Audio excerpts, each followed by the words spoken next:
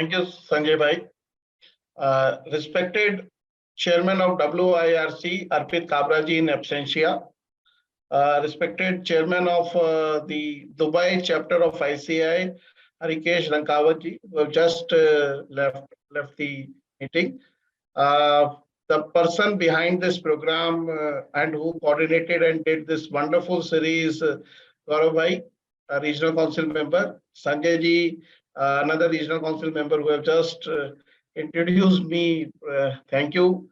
And the organizers of this series. I think I must tell you, sir, that this kind of a series, I'm just reading about this series because I've joined 5-10 minutes before the time. So I'm just saying, like, you are doing a wonderful job by organizing this Niryat series. And this is in line with the vision of our Honorable Prime Minister to export these services. And India is known for service.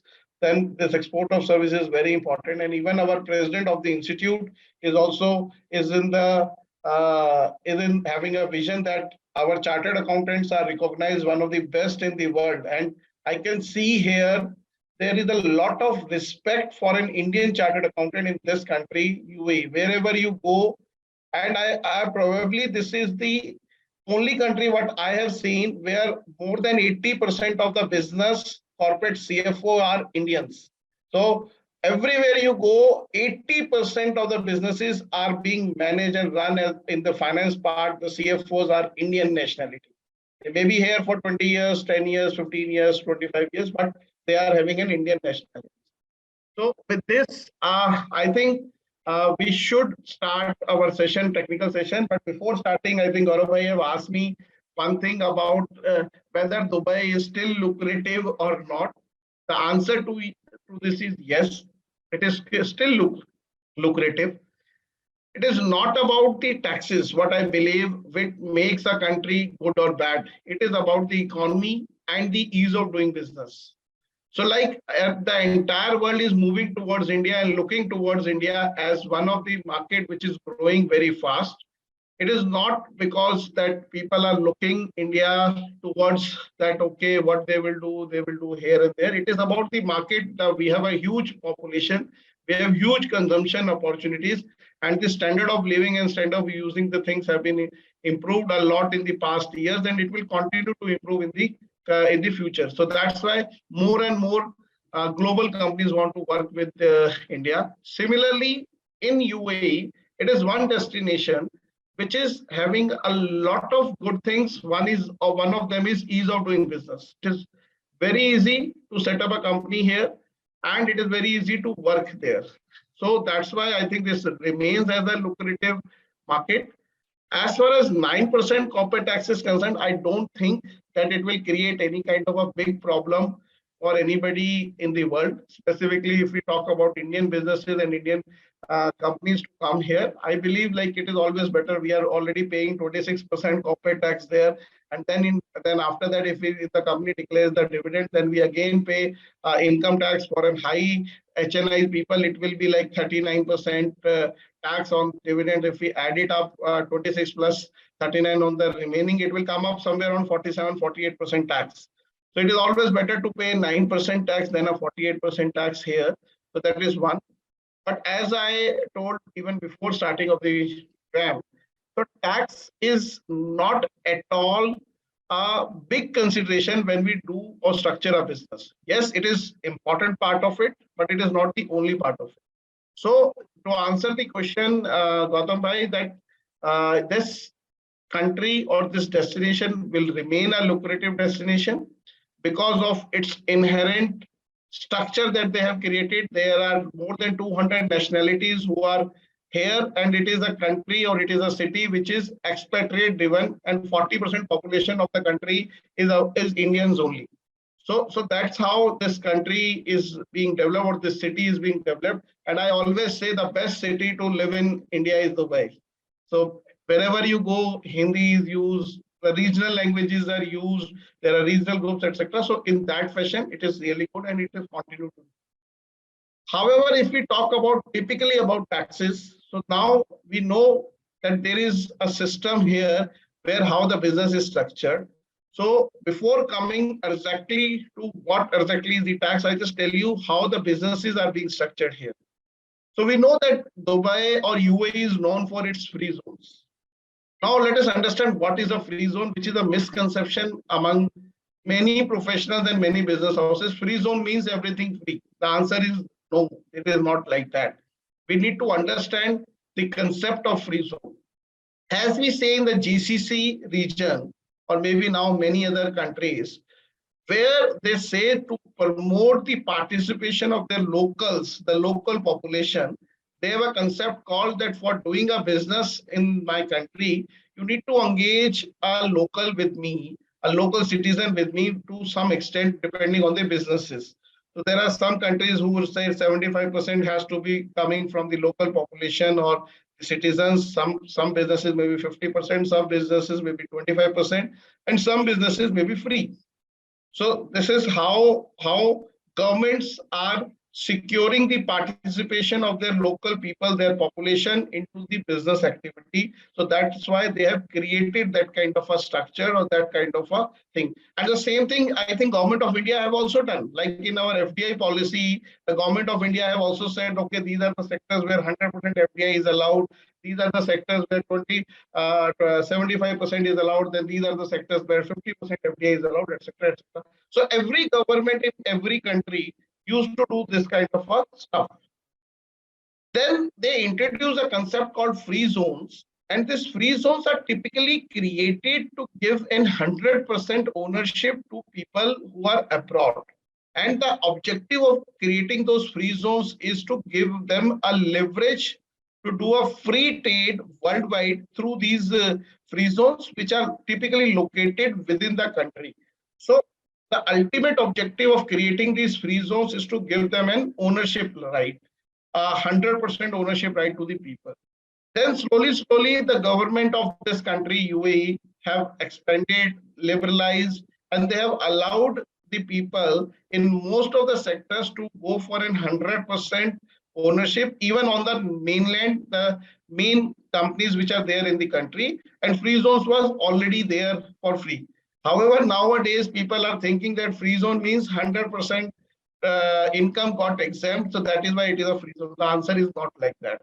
So we will come to it how the free zones will be taxed, but yes, there are a lot of exemptions which is being given to a free zone company, and they are not required or not supposed to pay taxes in the free zone, even after introduction of a corporate tax. However, there are many incomes which are taxable also in the free zone. So that we will come to when we talk about the taxation of a free zones. Next thing, what is the opportunity? Let me talk with that first. I think many of you might be interested in the opportunity because Gauravji have also asked me the same question. Sir, opportunities are always there. So India, we have a century-old tax. Our 1921 was the first when income tax is being introduced, and even today we have opportunity. So even after introduction of this UAE corporate tax, there is an enormous opportunity which will be there. And the chairman of the UAE chapter have also told you some part of it. So I can divide these opportunity into 5 categories. So what as a chartered accountant in India, you can do in this country, maybe in practice, may not be in practice.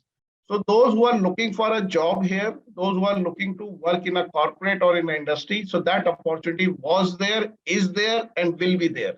So those kind of a stuff is already there. A tax-free salary is a lucrative proposition for all the individuals to come here, whether it is India or UK or US or Europe or anywhere. So everybody comes here, works here on a salary for earning a tax-free salary as well. So that is also an good incentives of people who are coming here.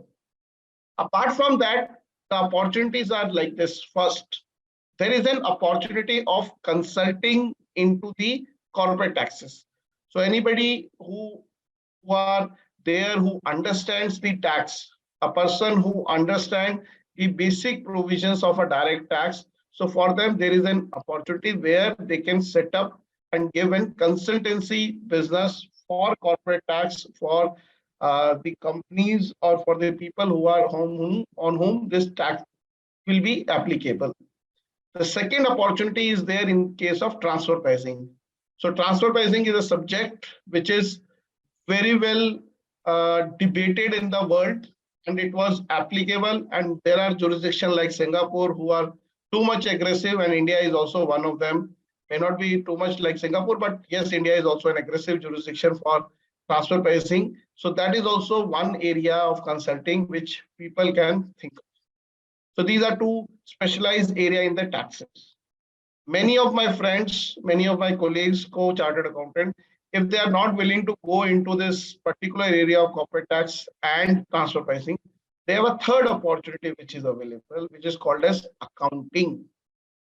As rightly pointed out by the chairman of the Dubai chapter, so there was no system whereby each and every company has to get his accounts prepared and submitted before the authorities. There is no requirement as such. However, now onwards, for the country, every person who is covered by this corporate tax has to maintain their books of accounts and bills and voucher for a period of 7 years. So this is a radical change which will happen by this corporate tax. So now by force of the law, which is corporate tax, UAE corporate tax law or federal decree on corporate taxes, UAE corporate tax, every person on whom this law is applicable, they have to maintain books of accounts, bills, vouchers for a period of 7 years. And many of the companies may not like to do it themselves, so they may outsource this work to anyone who is available to do this work. So there is an opportunity where most of the companies has to go and outsource this work to people, or they will develop this work, this system in-house. So whatever suits to the person, whatever suits to the company, that will happen. But it is the opportunity whereby many of my colleagues, many of my friends can think of creating that kind of an infrastructure in place to cater these kinds of clients, these kinds of people. The next fourth opportunity which will come because of corporate tax is in audit. So any company, any business on which this corporate tax is applicable, if they have a turnover of 50 million or more during the relevant tax year, so that company has to get his accounts audited. So that is the next level of opportunity which have been created because of corporate tax, and this everybody has to get their accounts audited if their turnover is exceeding 50 million. And friends, 50 million is not very big threshold. So as per one of the estimate what I have got from the sources, there are about 16 lakh companies who will be under the audit net after this particular law in place. And as on date, there are only 879 auditors in this country, which are registered with the government, or those who are authorized to do the audit is 879 people only, who has to cater this 16 lakh companies in the going forward terms. So this is another opportunity which will come to you to get this work done. Now, Sanjay bhai may ask me, ki, sir, whether we can do an audit here or not, being an Indian chartered accountant. The answer is yes, subject to certain conditions being fulfilled. So like there is a condition that, okay, one has to be having an experience of at least 10 years in audit, and one year in UAE, they should have an experience. Then they have to get their documents attested, membership of the institute, and they have to qualify 3 exams here. One is on IFRS, another is on international accounting standard, international auditing standards, and another is on taxes. So once they qualify these 3 exams, then they will be given an audit license, which they can, after taking a license, they can start doing the audit also. So this is something what you can do it yourself, or even if you may not have an audit license with you, but there are many auditors here who are looking for a good assistance from the people who can help them in audit. Because if I got, let's say, 1,000 audits to be done, I may not like to get everything done by myself. So I may want some assistance from other people who knows the audit. So those kinds of opportunities are also there. And the last, what I see, there are other opportunities for a corporate like AML. The person have just talked. Anti-money laundering is something which is there. ICV is there. There are other laws applicability. VAT is a big opportunity which is there, and many of you must have experienced in past. So those kind of stuff and those kind of opportunities are also there. So I foresee that these are the 5 things which might come as an opportunity to you in this chapter and in this country, and you can do it and you can get this done. Now let me come back to the exact topic of the day, and I request my friends, if you can have any questions in mind, you can always ask it. Sanjay bhai, I request you, if you have any question in the chat box, because I may not be able to see the chat box or the Q&A box. So if you can have any questions from the members, you can ask it immediately. So any person have any questions, please ask me. I want to be as interactive as I can, and I will try to answer all your queries, all your doubts from a practical perspective, not from a theoretical perspective. So there are all kind of challenges also which are there. So Sanjay bhai, yes. Sir, normally what we do, we ask all the questions, we compile questions and we ask at the end of the session. Otherwise, what happened? Our discussion get weird to some other topic. So if you're comfortable, we can ask at the real time. Otherwise, we can. I believe that any question which is related to the topic going on, it is better to ask there itself. Otherwise, as per your choice. Okay? So any question which is not related to the topic which is going on, you can ask later. But other thing you can ask immediately. That is what will be best. So sir, now let me go through some of the provisions of UAE corporate tax, which you as a consultant, as a person, as a chartered accountant should know. So first is the rate of tax. So as per Article 2 or Article 3 of the UAE corporate tax law, along with the managerial decisions and all, the rate of corporate tax of UAE would be 0% if the income of the company or if the income of the SSC, I'm not saying company, I'm saying SSC, if the income of the SSC does not exceed 3,75,000 dirhams. So if the income of the SSC is 3,75,000 dirhams or less, there will be no corporate tax on the person. If the income exceeds 3,75,000 dirham, then the rate of corporate tax is the flat rate of 9%. So this is what exactly is the rate for the SSC, for the UAE corporate tax.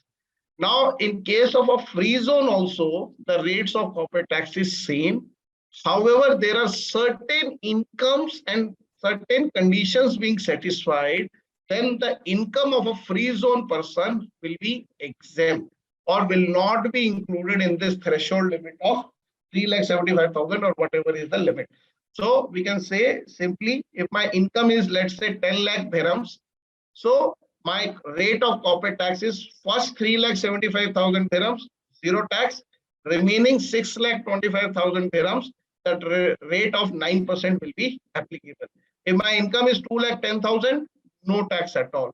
If my income is more than only exceeding 3,75,000, I need to pay the tax on this.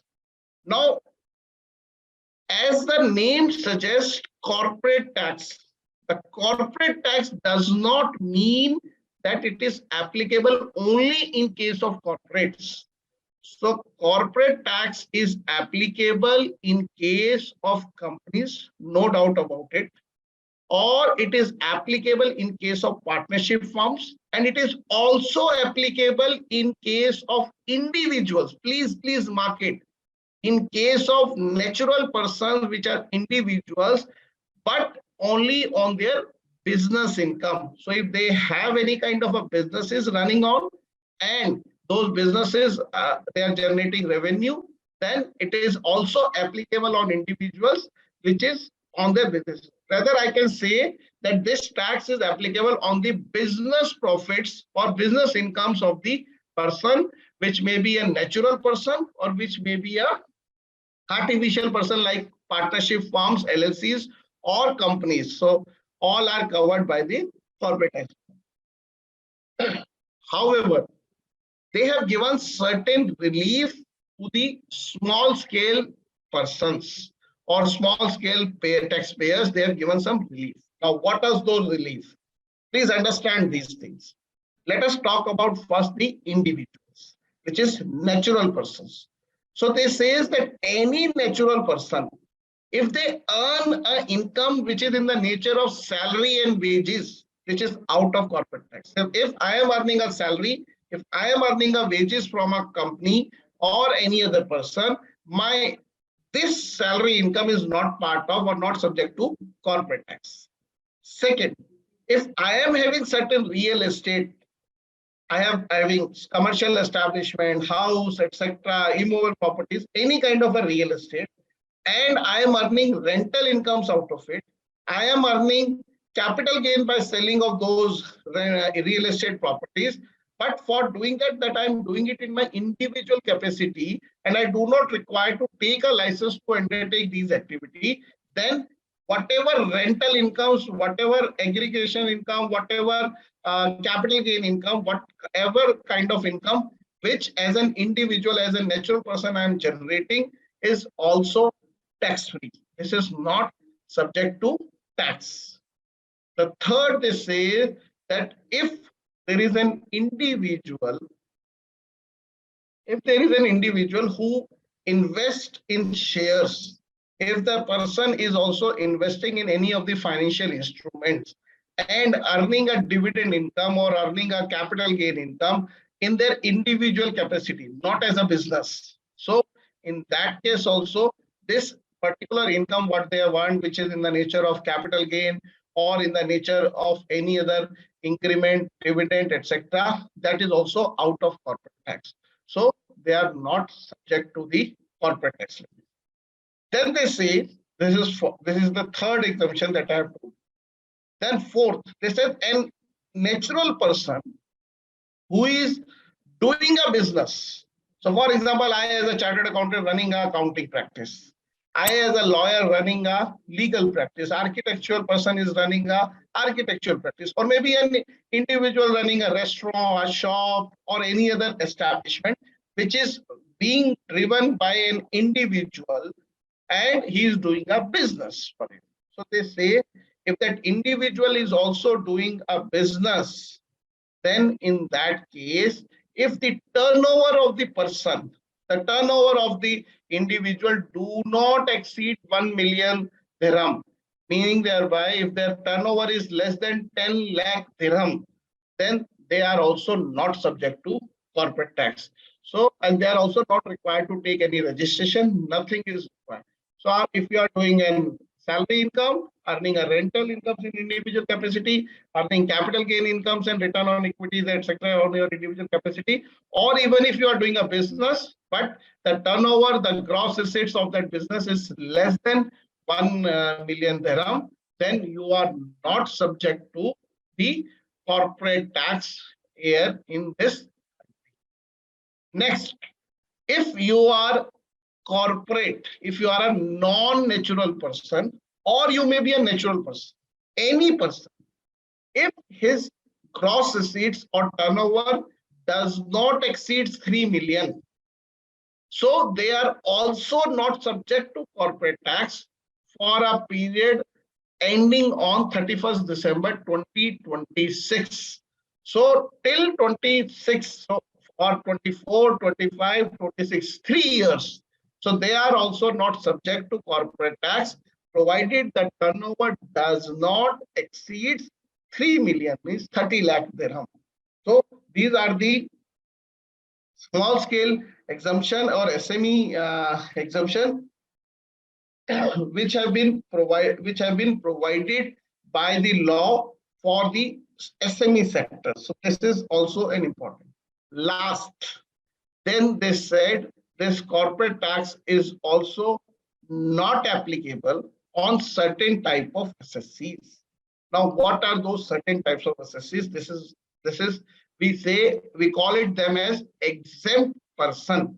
So who are the person who are not subject to corporate tax or who are the exempt person. So there are 8 type of assesses which they said are exempt. Now, what are those 8? I divide 4 and 4. Why I divide 4 and 4? I'll tell you later. The first they said government. So if there is any kind of an government, any type of an government who is doing any kind of a business or whatever in the country, they are not subject to corporate tax. Second, government controlled entities. So government is not doing business, but there is a company who is owned by the government, or one or two government, one or two Emirates have jointly owned the share capital of the company. So government controlled entities, meaning they have 51% or more, is being owned by the government directly or indirectly. So they are also not subject to corporate tax. Third, any company who is in the business of extraction of oil and gas. As we know, this country is predominantly started with an oil producing country. So in these oil producing units, the government used to charge royalty from them, which is at the rate of 40%.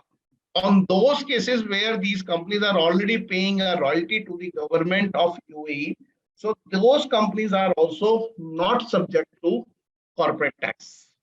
The fourth one, they say that any company who is in the business of extraction of the natural resources.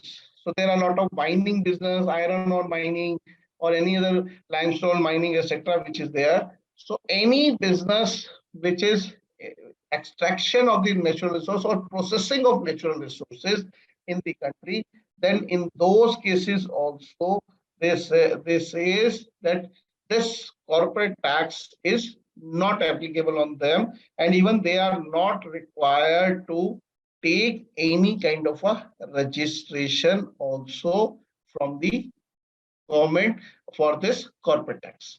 So these 4 are exempt unlimitedly without any registration. Now let me come to next 4. So next 4 are those people who are exempt, but they have to take a corporate tax registration. They have to comply with certain conditions, and they have to also file some declarations annually with the FTA. FTA is for a federal tax authority, which is equivalent to CBDT in our country. So FTA governs this law. So those category of people has to obtain a registration, has to declare every year to the FTA about their activities, and if they do not qualify or do not fulfill any of the conditions specified, then they are liable to pay this corporate tax at the rate of 9% to the government. Now, what are those entities? So those entities, the fifth entity I can say is the public interest entity. Typically, we have in India is a public charitable institutions. So look, like public charitable, we have here is the public interest, public benefit entities, which are created for public at large. Subject to those conditions which have been specified in the law, if they fulfill those conditions, then these public benefit entities are also not subject to corporate tax, but they have to take a registration and they have to comply with, so there may be these entities who are running schools here, some medical facilities, some other religious facilities, gurdwaras, like our Institute of Chartered Accountant. We have a public benefit entity here in this country. So those are all not subject to corporate tax, provided they fulfill certain conditions. Then sixth, they say that any qualifying investment fund, a PE fund, a private equity fund, or any other fund who is said to be a qualifying investment fund, subject to certain conditions being satisfied, they are also exempt from corporate tax. They are also not liable to pay any corporate tax, but they need registration. They need to file a declaration. Then they said any pension trust or a social security trust. So if an employer have created a pensions trust for their employees to be given a pension later on, or a social security trust which has been created, or social security fund which have been created, so all those are also to be treated as that they are not required to pay any corporate tax on it. The last they said that any other fund as the government may notify. So till date, nothing is notified. So the cabinet have not specified any fund like that. But if they specify something under this category, the income of that fund is exempt, but they need to go for registration as well as the annual filings, what they have to do for those kinds of funds that they have to get into it. Now, after these exempt people who are liable to pay tax, everybody is liable to pay tax. Now, what are the bases of taxation? What are the bases how we will do the taxation here? So for this says we have two kinds of people. One would be classified as resident, another will be classified as non-resident. So every business, every company, every partnership firm, every natural person in this country will be deemed to be either resident or non-resident. So, and they say the worldwide income of the resident will be taxable in this country, and only UAE sourced income or any income which have a nexus in UAE will be taxed in the hands of non-resident. So any person like Sanjay ji from sitting in Bombay, if they give any kind of a service here in UAE and that income may be regarded as the UAE source income, or the income may have some nexus to UAE and he is a non-resident of the UAE, then only that particular income will be taxable in that country. I, Avinash Gupta, have become resident here in this country. So because of residency in this country, my entire income of India will also be taxable in this country, apart from my regular UAE income, subject to I will be allowed a foreign tax credit. So those foreign tax credit benefit, double tax avoidance agreements benefit, DTAA benefits, all those kind of benefits are still available in the law that is there, which you can take benefit of it. Now let me come to the next very important part, is what is a tax year, from where this corporate tax becomes applicable and what would be the tax year. So Sanjay ji, what is the tax year in India? Can you tell me? Pardon, sir, can you ask me again? What is the tax year in India? April to March. So tax year starts from 1st April and ends on 31st March. So tax year in India starts from this. What is the tax year in UAE? No tax year. It all depends on you that which tax year you want to take. Friends, I think somebody have asked what is the definition of resident and non-resident. It is same at par with what is there in the international balance. If you stay in this country 180 days or more, you are resident. If the company is registered here and place of effective management is in UAE, that is deemed to be resident here, otherwise non-resident. Now, UAE gives a flexibility to you that you will decide your financial year. So whatever is your financial year, if you decide that my financial year starts from 1st April and ends on 31st March, this becomes your tax year. An Australian company may say, no, my financial year will start from 1st of July and it will end on 30th of June. Then 1st of July till 30th of June will become your tax years. If no tax year is being specified, like here the schools and colleges generally, they have a tax year starting from 1st of September. So they follow a financial year which starts on 1st of September, ends on 31st of August. So that become a tax year. If nothing is being defined anywhere by you, then calendar year will be treated as your tax year. So that is why the chairman of the Dubai chapter have told he have 5 months in time, because most of the organizations, most of the companies generally do not declare anything as a tax year or financial year. Then automatically their financial year will start from 1st of January, ends on 31st of December. Hence, this also becomes their tax year. Okay, so this is how the law is being worked, or this is how the business is being set up.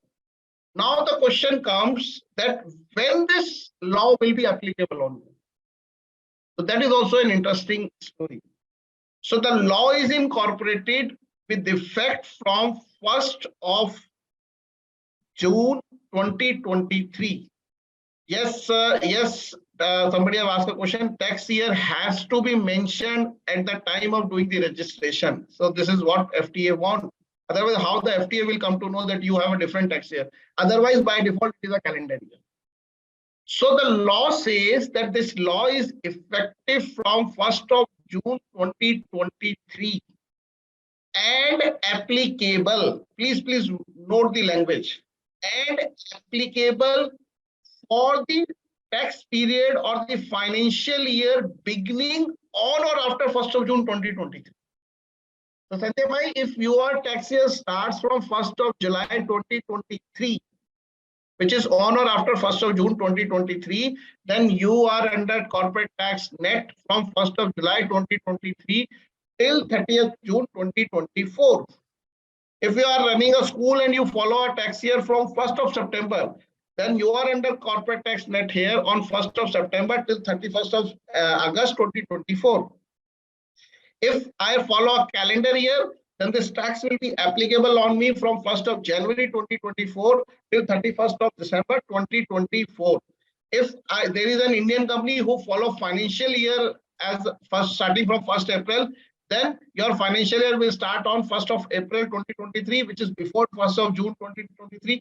Forget about it. It will start from 1st of April 2024 and end on 31st March 2025.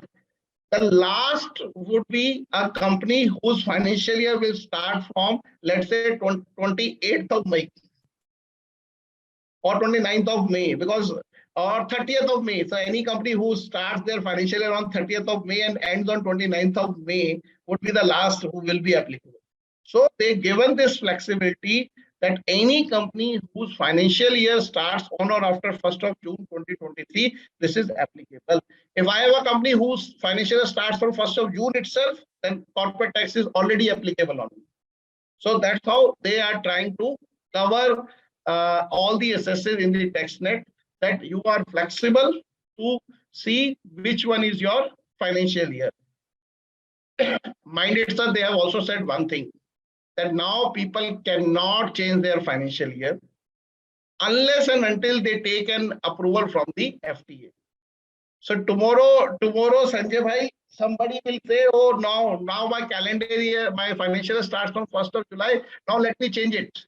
And I will start my financial year from 1st of June or 1st of May, so that my entire income of the current year will be go out of tax net. No, it is not possible. So if you want to change the financial year of any entity, you can do this. There is no problem in it, but you need a specific approval. So it might happen that within a group, there are entities whose financial years are calendar year, but there are one or two entities whose financial year is other than calendar year.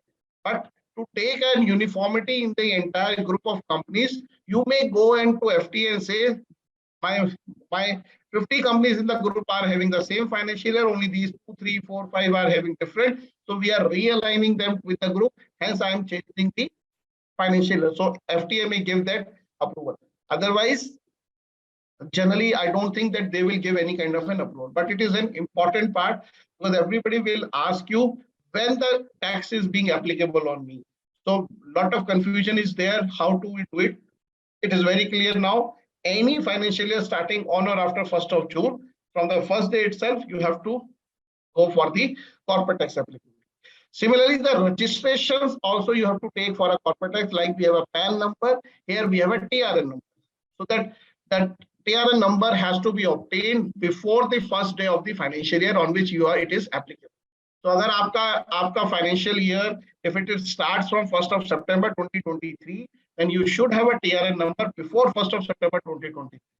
If your company financial year starts from 1st of January 2024, you should have a TRN by 31st of December 2023 itself. So that is important, that you should make all these kinds of TRN and tax registrations to be done accordingly. So this is an important. Sanjay bhai, can you see if there are any questions till now, so that I can answer it? Sir, then there are questions. There are questions. Before that, my simple question. Sir, we are talking about the tax year, and it normally starts from the 1st June of 23, and it commensurate with the my financial year in my country or my accounting system. That is the basic idea. But the person who is starting his business new, he is taking TRN number in September for for Indian entrepreneur whose financial year is starting from 1st April, but he is starting activity in Dubai on 1st September. So what should be the scenario? Sir, from 1st September, let's say you go for a financial year starting from 1st of April 2023 till 31st March 2024. But your company is being incorporated before 1st of June, case 1, and the company is incorporated after 1st of June, case 2, but the activities will start in, let's say, September 2023. Okay? So if your company is being incorporated before 1st of June, then what would be your financial year? Let's say it was incorporated on 15th of April. So your financial year starts from 15th of April and ends on 31st March 2024. Correct? So is there a financial year which starts on or after 1st of June 2023? Answer is no. So the corporate tax applicable on this company would be with effect from 1st of April 2024. Okay. Now let's come to another company which is incorporated, let's say, on 15th of July. So 15th of July 2023, the company was incorporated and the activity starts in September. Now, what would be the first financial year of this company? Starting from 15th of July, ending on 31st March 2024. Am I correct? Yes or no? Yes. So it is a financial year which started on or after 1st of June?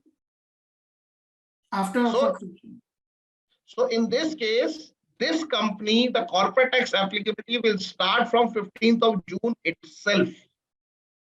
So for the current year, which is less than a period of 12 months, but because it starts on or after 1st of June, then they are liable to pay corporate tax on it. Got it? Yes, sir. So shall we finish some of the questions, sir? There are various questions here. Please. I'll go reverse. Should TRN be applied by every assessee earning below 3,75,000 dirhams? This is a question by Shri Sharma. Yeah.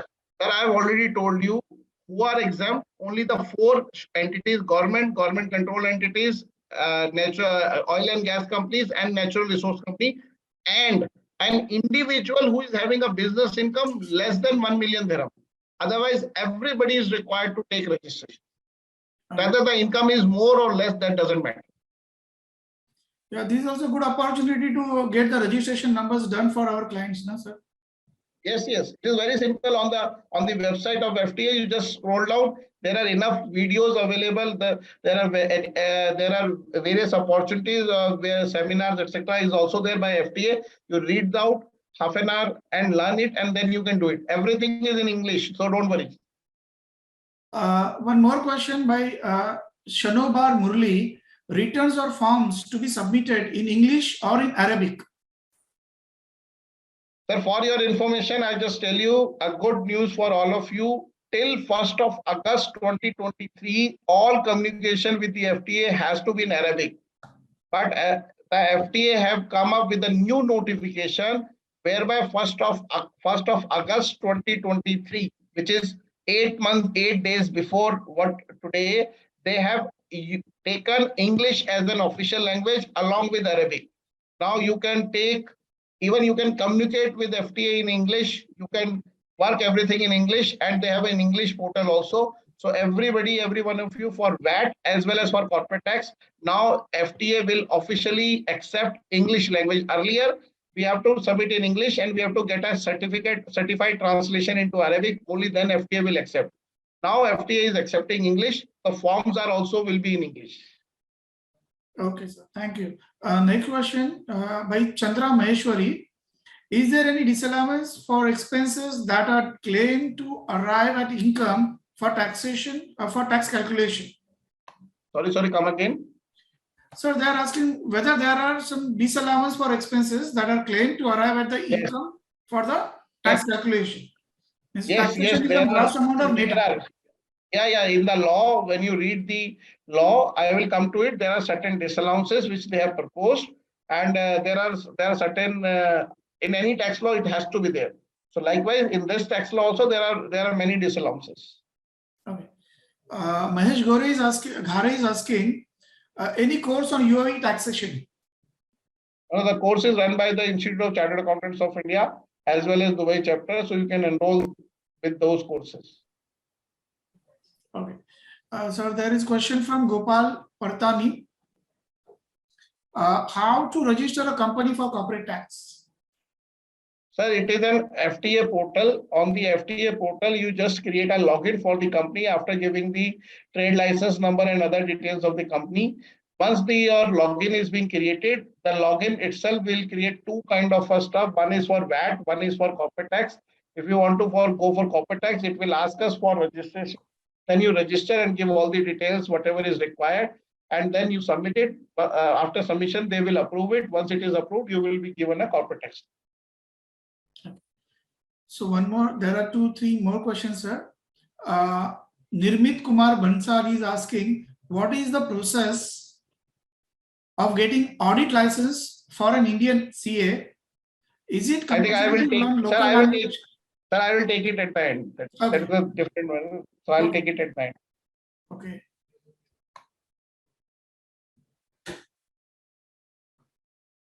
Yeah, there is one other question, similar question. So you will take it up in your next thing. There are some other 4 questions from in Q&A section. Where do we get the text of tax literature? Okay.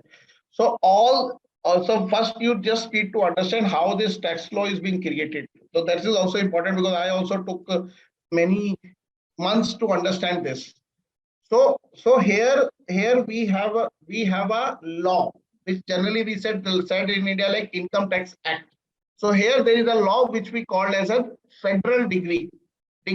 So federal decree on corporate tax is a bare act. You can say like an Income Tax Act 1961. So act we say here it is a federal decree. Within the decree, there are 3 main authorities who have been given powers to give regulations. So like we have power which is given to CBDT. Similarly, this law gives power to 3 agencies. What are those 3 agencies? The first agency is called as a cabinet, the cabinet of UAE. The second agency is called as a minister of UAE, Minister of Finance. And the third agency is called as FTA, Federal Tax Authority. So when you read this federal decree, there are many places it was written that, okay, this will be specified by cabinet, this will be specified by minister, and this will be specified by FTA. So that's why we call it as whenever they specify these things, so there is a notification or there is a ruling which we call as a CD. CD is cabinet decisions. Then we have MD, ministerial decisions. And then we have an FTA decision, which is being given by the FTA as and where. So in the entire law, anywhere it was written cabinet, somewhere it is ministerial, somewhere it is written as the FTA.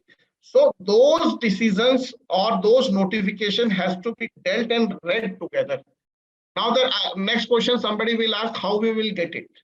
So you log into the FTA website. On the FTA website, when you go to a corporate tax, then you will find all the decree as well as cabinet decisions, as well as management decisions, as well as FTA decisions.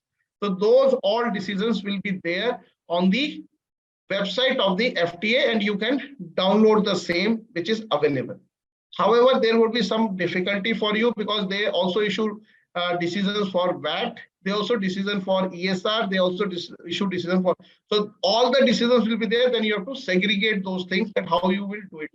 If you want only relating to corporate tax, you can log into my website, which we have created for your facility. So on that you will get a decree, you will get all the managerial decisions, you will get all the cabinet decisions, and you can also get all the FTA decisions at one place, along with the what is being said in that decision, so that you can always go and see on my website www.botapt So there also you can take it.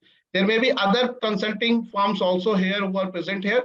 On their website also, there might be a compilation of the decisions, etc., which will be there. So you can, from there also, you can Google it and get it. So this is how you can do it.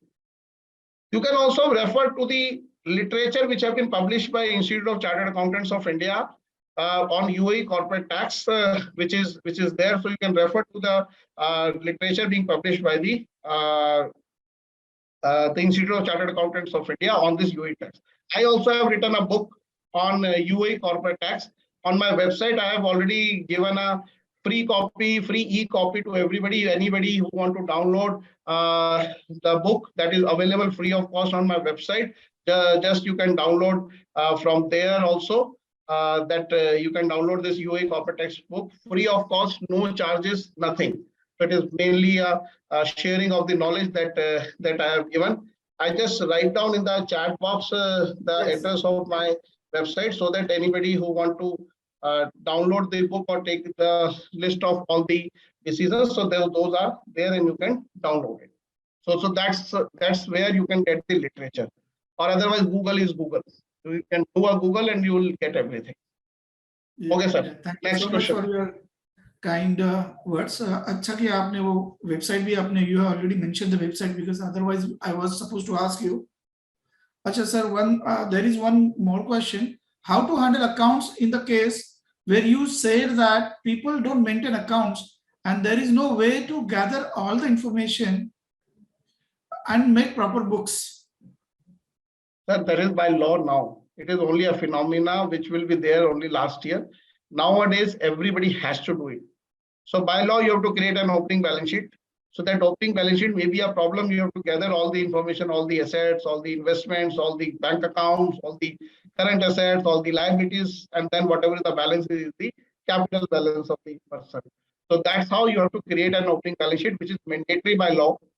But going forward, once the tax is applicable on the person, they have to do it. So that's how you have to get into this particular thing which you can do. And if your income or if your turnover exceeds 50 million, then you are also there who can do it. So Next. there is some issue with the website. I think members are I think somebody have written it. Rekha ji have written it. I think it is working. Okay. Or I have not written HTTPS, so that's why the website may not be working. But now somebody have given the name, so it is working. So, and even if you do not get it, question about outsourcing. So you can, sir, I'll share it with WIRC. WIRC may mail it to everybody. Yes. So we will try our best. So there is one buzzing question about outsourcing. Hello?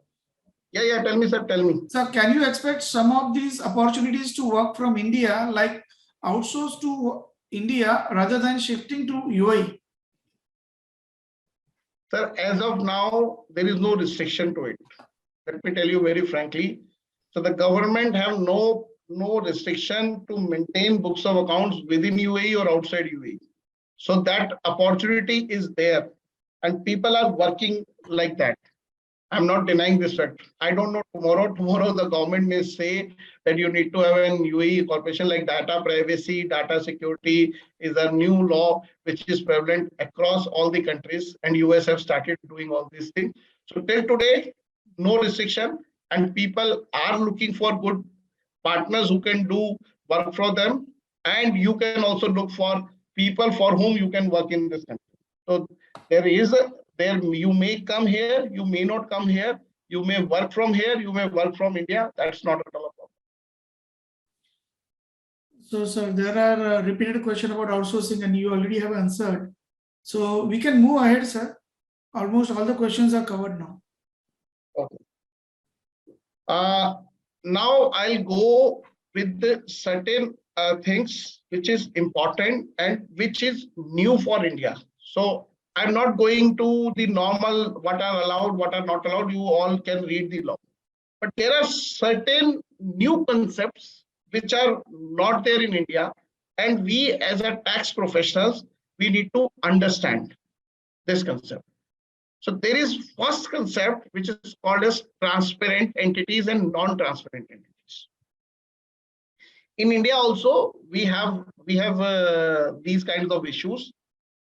These are mainly related to the partnership firms, and we have a famous Linklaters case of a special bench of Mumbai Tribunal as well, and we have an OECD guideline on partnerships which talks about the transparent and non-transparent entities. So in UAE tax law also, a partnership firm or a foundation may be regarded as transparent or it may not be regarded as transparent, depends on the person itself. What does this means? Meaning thereby that if there is a partnership firm, so the partnership firm, the profit of the partnership firm is not taxable in the hands of the firm itself. Rather, it will go down to the partner and it will be taxable in the hands of the partners as. So there is an option. The second option, what they have said, that partnership firm may elect to pay tax in their own hands, like what we pay in India. So this is an transparent and a non-transparent entity concept. So a partnership firm in India is treated as non-transparent and they have to pay tax in their own hands. However, in UAE, they are generally deemed to be a transparent entity and tax will be levied in the hands of the partner as such. However, the partnership firm may elect to be a non-transparent entity and they may elect to pay tax as it is. So this is an important concept which is applicable on foundations as well as on the partnerships. So this, I believe, you may know and you may refer it whenever there is a demand, whenever you want to do it. Next, there is an important, what I say, regulations with respect to holding of these shares or holding company structures. In UAE corporate tax law, there are certain incomes of the taxable persons are exempt.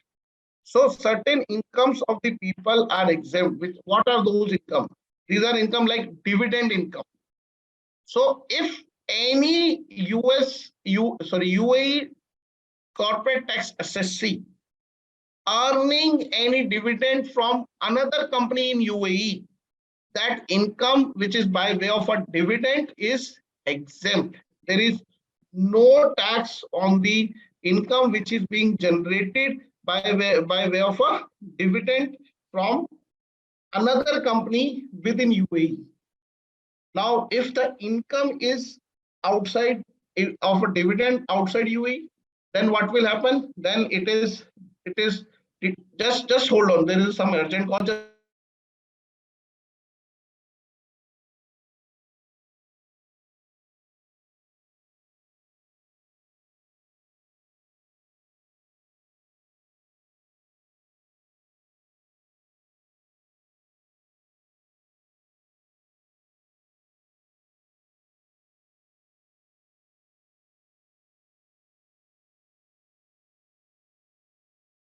So if the dividend income is earned by a UAE corporation from outside UAE, then there is a concept called participation exemption.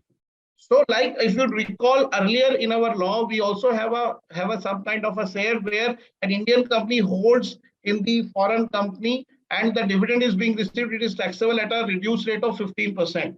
So that is also a kind of a participation exemption. However, here in UAE, it says that if a UAE company is holding shares of a foreign company exceeding 5% in value or in ownership and in terms, then that company, that dividend, whatever is being received by a UAE corporation, that dividend is also exempt. That is not chargeable to tax in UAE. So this is also an important concept which have been being studied, being a new concept which is called as a participation exemption, which they have specified.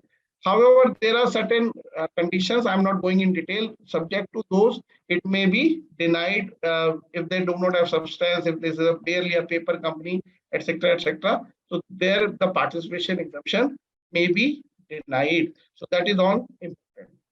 Then they say that all the foreign companies who are having a permanent establishment in the country is also taxable.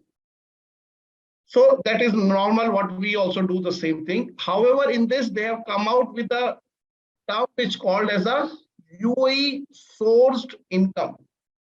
So if a person who is an Indian or a person who is other than UAE tax resident, or if that person is having a immovable property in UAE, if that person is having a house property, commercial property, or any kind of a immovable property, and they are earning rent out of it. As I know, as I told you earlier, that individuals, if they are earning rent, they are not taxable.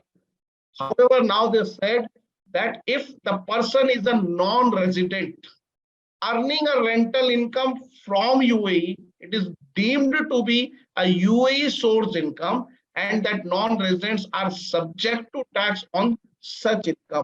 So meaning if I read both of them together, that exemption is available only in case of resident assessees. A non-resident assessees, if they have a UAE source income from immovable properties, then they are subject to tax. This is also a new thing, what you have to deal with it. Then they have said that all the financials has to be prepared according to the IFRS. So not India is like India, it is full IFRS. So every company has to prepare and maintain their books of accounts as per the complete IFRS. So this is what we have to deal with it, that the person should adopt the complete IFRS. However, if the turnover is less than 50 million, then they may adopt for IFRS for SMEs. So IFRS for SMEs can also be adopted if the turnover is less than 5 million, or sorry, 50 million. But if it is exceeding 50 million, it is mandatory to go for full IFRS. Plus, they are also required to go for accounting, the auditing also, that they have to get this account audited. So that's just important. Now, there are certain expenditure which are disallowed. What are those expenditure? So any expenditure which is incurred for the shareholder of the company, or any expenses which is in the nature of capital. So if you are doing any expense like that, this is not allowed. Any entertainment expense that you incur, it is allowed only 50%. So expenses on meals, accommodation, transportation, admission fees, etc., for entertaining the shareholders, for entertaining the suppliers, for entertaining the business partners, except employees. So if you are incurring those expenses for employees, it is allowed. Other than employees, it is fully taxable. Then there are certain expenditures which are not at all deductible. Those expenses are like donations, grants, gifts. If you do it to anybody other than the public interest entity, it is not allowable. Any kind of a fines or penalty not allowable, bribes not allowable, distribution of dividend, distribution of profits or similar nature are not allowable. Any kind of a withdrawal from the person by the owner is also not allowable. Any corporate tax paid is not allowable, or cabinet may decide some other expenses which are not allowable. Similarly, they say that interest is allowable to the extent of the 30% of the EBITDA. So if the interest is more than 30% of the EBITDA, then that interest is not allowable, but it is allowed to carry forward for future. And this rule will be applicable if the interest is more than 12 millions. If the interest is less than 12 millions, then 100% interest is allowed. So this is what we call as a interest allowability or interest deduction, or we call it as a thin capitalization. So that is there. Now let me come to a very, very important concept, which is called as tax looping, which is not there in India, and we should understand these concepts. So in India, if I have a holding company and I have 100 companies below it as a subsidiary company, so I have required to file the returns of all the companies separately. I'm required to do all the compliances separately. So that is what we are doing it in India. However, in countries like Ireland, countries like Netherlands, and other countries, there is a system called group. So what is a group used to do is that all the companies will form part of a group, and on a consolidation level, on a consolidated financial statement, there would be one return, one assessment, and one payment of taxes. So this is called as a group taxation. So now in UAE, this concept is being introduced, meaning thereby that a UAE group of companies may opt for a group taxation, subject to a condition that one company directly or indirectly holds 95% or more of the share capital of the others. So there is a company A who holds 100% of B, there is a B who holds 100% of C, C holds 50% in D, and C also holds 50% in E, 100% in E, and E holds in D, meaning thereby D is indirectly held by C. So all A, B, C, D, E can form a group, and they can go for a consolidated financial statement. They will go for single filing of returns, single filing of taxes, etc. Even the losses within the group will automatically be offset with the others in the group. So that's a group taxation concept which they have incorporated in their system, and this group taxation is very important to understand. You can get a hands-on experience of this, and once it is there, you can go ahead with this. Then comes with the transfer pricing regulations. So they said if your turnover is exceeding 200 millions, then in that case you are supposed to create a local file, which is nothing but transfer pricing study. Every free zone company who is claiming free zone benefits has to go for transfer pricing documentation and others. And if your turnover exceeds 3.15 billion dirhams, then in that case you are also required to maintain master file, CBCR, country by country reporting file, CBCR for the transfer pricing purposes. Remaining all methods, all transfer pricing provisions as applicable in India. Here also the same kind of provisions are there. Everything is same because it is at par with the OECD guidelines, and OECD guidelines will be applicable, and they are there. Now, last part of the presentation, and then we'll go to free zones, which is altogether a different chapter. The last part is about payment of taxes and compliances. So tax has to be paid once in a year. So at the time of filing of return, you have to pay taxes. The filing has to be done within 9 months from the end of the tax year. So if your tax year starts from 1st of January 2024, ends on 31st December 2024, the first return will be going up to 30th of September 2025. And taxes also has to be paid along with before filing the return of income. So only single payment, no provisions of advance tax. What we have, only the self-assessment tax that is there. There is a concept of withholding tax in the law. So they said they will introduce withholding tax. Today, the rate of withholding tax is 0%, but going forward, they may go for a provisions for withholding tax also. So, but today, the provisions of withholding tax is at 0%.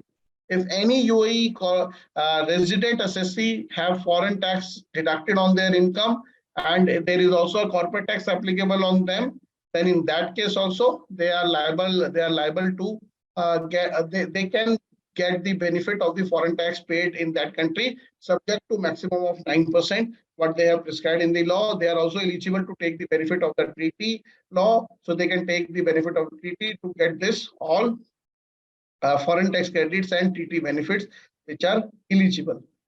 All the accounts has to be prepared in this country in AED, which is dinar, the local currency of UAE. So no USD, no INR, no any other currency is acceptable. Only the local currency you have to prepare and pay the taxes also in the same manner what is there in the law.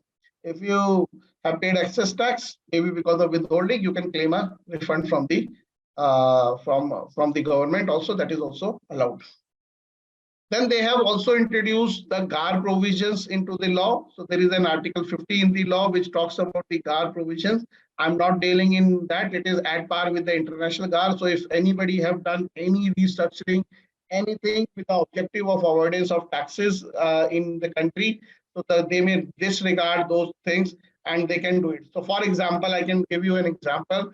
So if property is in the name of a company, the company is earning rent, and now we know that the property, if the rent is being earned by an individual, it is tax free. So many people who are shifting the properties from companies to an individual name, so the GAR provisions will be applicable, and they have already issued notification in this regard, clearly stating that any property which is in the name of company and which is being transferred to individual now onwards, then this will be regarded as avoidance of taxes, and you are not allowed to do that. Hence, this is regarded as the company is still owned by the company, and company is liable to pay tax on it. So those kind of GAR provisions is there in the law, and we should be aware that we should not do anything which will attract the GAR provisions. Anything which is being done with a view to the necessity of the business or substance of the business, then it is okay. Otherwise, it will be part of the GAR what is there. Then there are transition provisions. As I already told you, you need to create an opening balance sheet in the system, and based on those opening balance sheets, you can go for the taxation in future. The chairman of the Dubai chapter is talking about revaluing the assets by the people to claim more depreciation, to reduce the capital gains, etc. So they have come up with the with some kind of a circular or managerial decisions where they have specified that what would be the impact of the revaluation on these things. So most of the things, most benefits have already been denied for doing the revaluation. However, there are certain benefits. I'm not going in detail. At the end of it, if you do not comply with any of the provisions of this law, then in that case, there are hefty penalties which will be levied on the person. And they have just issued 3 days back a notification stating all kind of penalty in various cases if you do not provide information, if you provide wrong information, if you do not comply with the law, if you do not take tax registration, etc., etc. So all penalties, they have just come up with a decision like how the penalties will be levied on the person. So if you want to refer those penalties, friends, believe me, the penalties are huge. Huge means huge, not like India, a small 10,000 rupees penalty will be applicable. So be aware of those penalties. Based on that, you can go ahead and do all this. Now, let me quickly come up with 5 minutes on free zones, because this is the backbone of the country and this is how everybody is looking at it. So normally they said that every free zone company has to get themselves registered with the government, with the FTA for this. Certain income, which they called as a qualifying income of a free zone company, is exempt from corporate tax if they fulfill certain conditions. Now, what are those conditions? पहला उन्होंने कहा, अच्छा इससे पहले एक और बता देता हूँ. They said every free zone company may elect to pay 9% tax. So it is on the free zone company if they want to take the benefit of free zone, or if they want to be treated as a mainland company, they may elect to pay 9% tax. Then all the provisions of mainland company will be applicable on a free zone company. So they may elect to pay, they may not elect to pay. Okay, so this is one which is there. Suppose I do not elect to pay 9%, then if I fulfill certain conditions, then my qualified income is exempt from corporate tax. Now, what are those conditions? First, I need to maintain adequate substance. So I need to have people, I need to have assets, I need to have all offices, etc. And there is a substance requirement which is there in OECD as well. So those has to be created if the free zone company wants to take benefit of the exemption of the free zone. Then I should not elect to pay 9%, and I should have a qualifying income as a free zone company. Next, that I should maintain documentation for transfer pricing, and I should comply with all transfer pricing regulations. And then they said last, any other thing which minister may decide. So here it is not cabinet, it is the minister who will decide any other condition. Till now, nothing has prescribed. So I have to maintain substance, I have to have qualifying income, I have to have elect not to pay 9% corporate tax, and I should adhere the transfer pricing regulation. ये चार चीजें मुझे करनी है. मेरी qualifying income होनी चाहिए, substance होना चाहिए, ट्रांसफर प्राइसिंग रेगुलेशन होनी चाहिए, और I should not elect to pay 9%. Then I am eligible for an exemption from free zone, exemption from corporate tax as a free zone company. Now, what is a qualifying income? So here it is important to understand. So they say that any free zone company having an income earned from another free zone company, that all the income earned by a free zone company from another free zone company is, that income is called as qualifying income, except certain incomes which are excluded. So certain excluded activities you remain out. Otherwise, if a free zone company interacting with another free zone company, working with another free zone company, earning an income, qualifying income. A free zone company working or earning income from a non-free zone company, maybe a mainland company or maybe a company which is outside the country. So all kind of an imports, exports, or transaction with the mainland company. Then they said there are certain qualified activities that they prescribe, that if the income is earned from that qualified activity, then only it is deemed to be a qualifying income. So there are detailed rules which says, okay, if I'm dealing with another free zone, everything is exempt except certain excluded incomes. If I'm dealing with a non-free zone, then everything is taxable except certain qualifying income. And then they said that non-qualifying activity, this is called as the de minimis requirement, that up to 5% of my total income or 5 million, whichever is more, whichever is less, sorry. So up to that amount, I may have a non-qualifying income. Otherwise, if I am having a non-qualifying income exceeding this de minimis requirement, my entire income becomes taxable. So those are the things which are there as a free zone. So I'm not going much in detail because I don't know how much time I have, but most of the things I should remember in a free zone, that I need to create 4 things. I need to have substance, I need to have transfer pricing regulation, I need to have qualifying income, and I should not elect to pay 9%. Qualifying income means anything which is being earned from another free zone company, except certain excluded activity, or anything which is earned from a non-free zone company which is qualified as a qualified activity. Those are called as free zone income. And my non-qualifying income should not exceed 5% of the total receipts, or 5 million, whichever is lower. So if I fulfill those criteria, then my income is exempt. My income is also not subject to corporate tax. For a free zone company, we call it as a qualified free zone company. So those are the things which I think I should tell you as an overall structure. Then you can read the law, you can read the provisions of the law, and with those provisions and with those things, you may be enriched, you may be getting a lot of queries from this. You may write it to the WIRC or to me directly. Then I will be happy to assist you and solve your queries. So Sanjay bhai, if there are any questions, so I can take it up, and we can go ahead with that. So most of the questions you have already taken up, like penalties, etc. One more question from Vishal Panchal just now. Sources to get outsourced work of accounts, audit, consulting work, etc.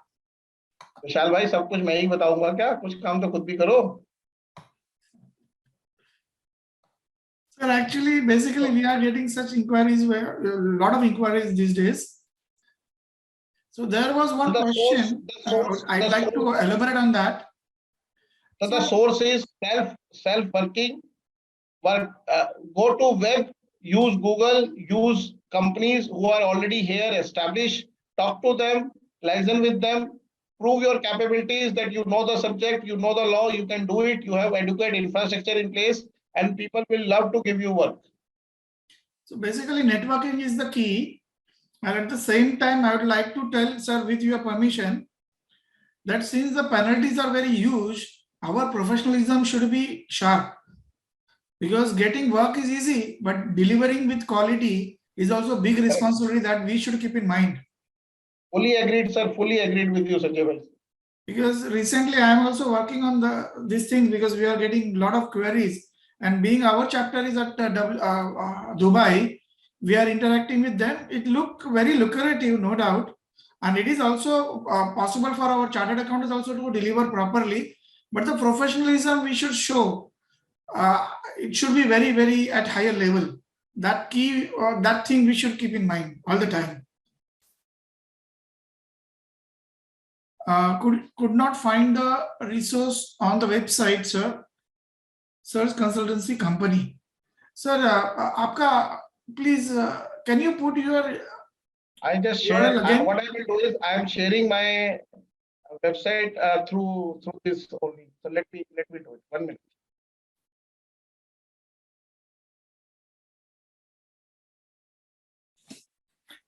So all in all, this was a very wonderful session, sir. Let me be very honest and candid also, because you have presented your lecture without PPT. And Sir, this is my website. Sanjay bhai, are you able to see my screen? Yes, yes, sir. It is shared. So sir, on the main website itself, on the right hand side, you see book on UAE corporate tax law. So you click on that, you will get this book available on this. You just fill your particulars and you can download this book. Yeah, I think query is resolved now. Yeah, so it is on the main face itself. The book is there, and if you want to read the managerial decision and others, I have this latest. You go to latest updates, and on this latest update, you see there is a corporate tax law. There are 3 decrees which is there. Then there are cabinet decisions, which are 9 cabinet decisions till date. Then there are ministerial decisions. So about 19 ministerial decisions, and then there is an FTA decision. So I have segregated and put it there on the website, so anybody can download any of the decisions, which is a bare text, which is there on the FTA side. So that thing also you can log in. And there is one more thing what we have put it is the treaty network of UAE. So all the treaties of the UAE with other countries like India, UK, China, Russia, all they have about 142, I think so. Yeah, there are 144 treaties which is there. We have told them whether it is in force, not in force, and what are the withholding tax rates on the main income on dividend, interest, and royalty. So those kinds of tax is also available for academic purpose. If any one of you is interested in knowing and downloading, you can do it from the website itself. So everything is available free of cost, no charges, nothing. So you can refer this and use it for your personal purposes or even for advising your client. All knowledge is free. Yeah, knowledge is always free, sir. And if we got faculties like you, it will be a good opportunity for us, a learning opportunity for all of us. Friends, actually, I was supposed to give vote of thanks, but already our members are giving you thanks, sir, because of your deliberation, very informative. And let me tell you, though we have not allowed members to talk, but all the questions they have raised, you have answered. So in that way, it is very interactive session. For me also, because I am trying to learn about it, but still there are many areas where I was not aware of the things. You explained it by your candid delivery. Friends, you must be, everyone will reconcile with me or agree with me that this 1.5 hour, more than at least 1.5 hour, was very informative, effective, where we have got food for thought, and also the opportunities what we can gather or capture at UAE. Friends, now I'm trying to give a formal vote of thanks to sir Avinash sir. Before starting of the session, I was worried about the PPT and how to share with all the members. But without PPT also, you explained each and everything. And before we could ask you question, your answer was ready. And many of the question I could see in the question box, but already you answered it in your lucid manner. So I think everyone has got their answers for their queries. And there are many other issues also, because we could have, those questions could have popped up in our mind. which you already answered. Sanjay bhai, just 30 seconds. I think one member have asked me how to obtain a license, which I said that it has to be done at the end. And I think the person have just messaged me that my question is left. So just 1 minute, I am stopping you. Okay. So friends, you go to Ministry of Economy website. On the Ministry of Economy website, how you will obtain the license for audit license here in this country is mentioned there. So there is an organization called Emirates Association for Auditors and Accountants. So first you have to become member of that by qualifying the 3 exams there. You have to get your mark sheets of 12th and BCom and CA degree and good standing certificate from the institute. Submit it to them. Based on that, they will allow you to sit in the exam. Every 2 alternate month there is an exam, and it is an easy multiple choice exam. So you can appear in that exam. Once you are appeared, you become a member of EAAA. The moment you become a member of EAAA, that membership you take it to Ministry of Economy. Based on your membership of EAAA, the Ministry of Economy will give you a license to open a company, which is an audit company here.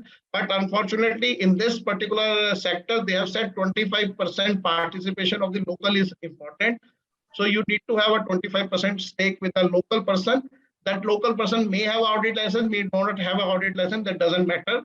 So after getting this 25% to them and 75% to you, your audit company is open, who is free to do audit anywhere in the mainland company. Then certain free zone companies accept as it is. Certain free zone companies, certain authorities may say to register with us, so that you have to register. For tax purposes, whether they will allow all of them or they will have a separate registration for auditors, we don't know as of now. But once you do it online with this list of auditors, then you will be allowed to at least practice as an auditor in this country.